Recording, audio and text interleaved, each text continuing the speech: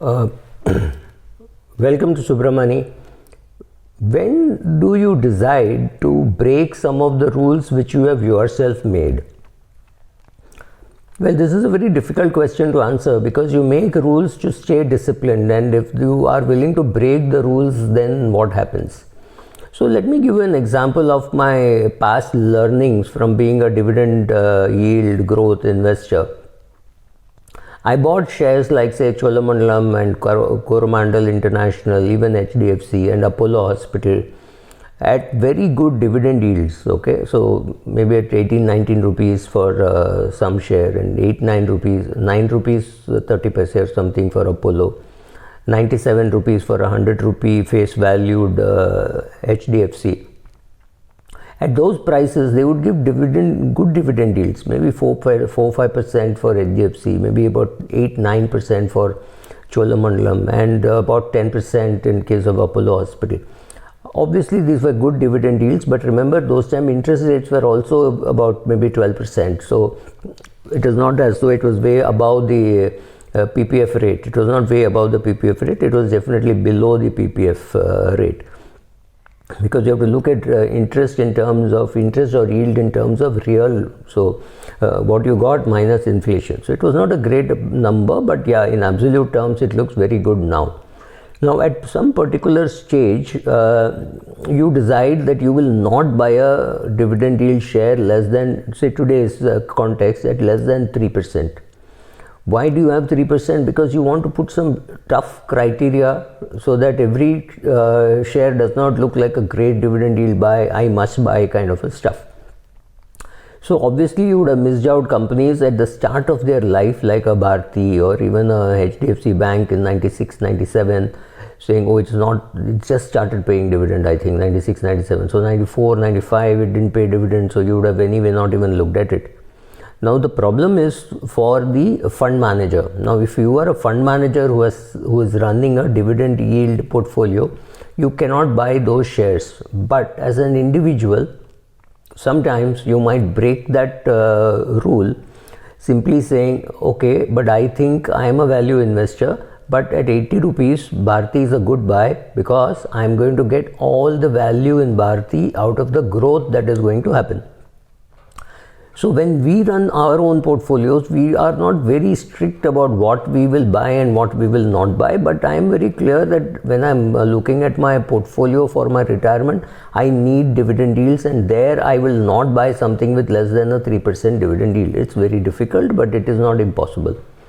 But I would definitely have missed out some of the best shares because they were not available ever at that price of a 3% dividend yield. Let's say the MNCs were never available at that price. The Nestle's, the Colgates, the HULs were never available at 3% dividend yield. When I'm talking of 3% dividend yield, I'm talking of almost just about minus 2% real yield. They were never available at such prices. They were always available very, very expensive. So what do you do? In such cases, you decide that, okay, some of these shares I will buy because these are growth shares, and one day after a few years it might get converted to a dividend yield share. If it doesn't, I will still make money in 2-3 forms. One, I will do a sale and buyback. Second, I will write covered calls. Covered calls I've covered separately.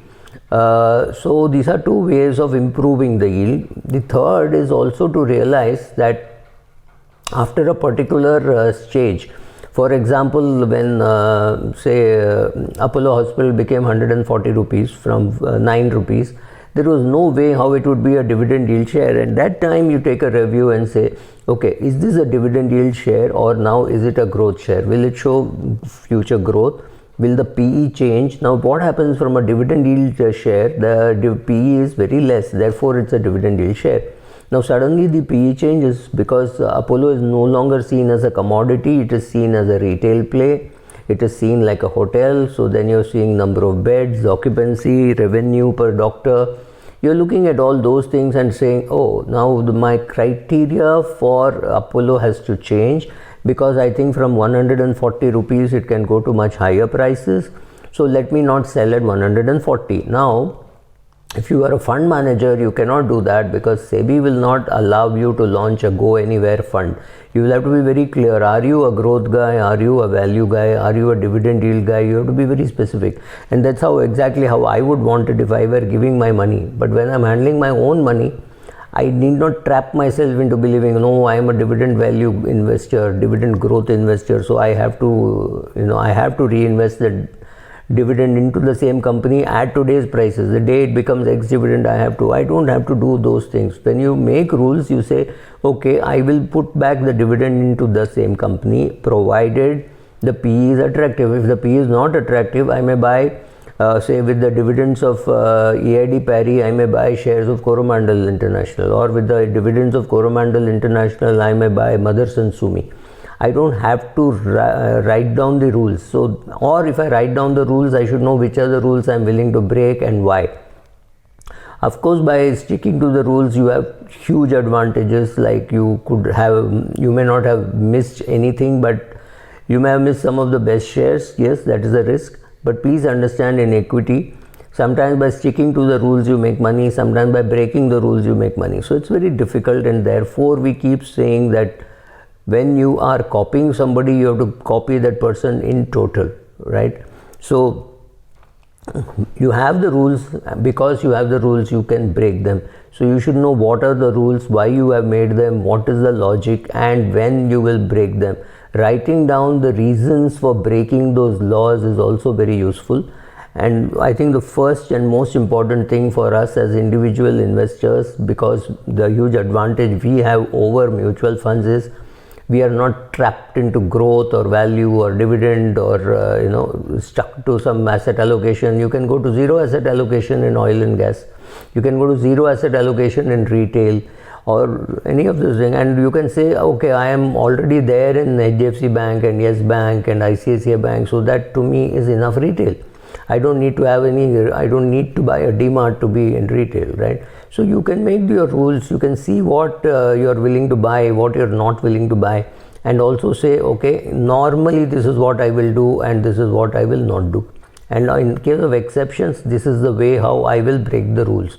Having that also written down is very useful.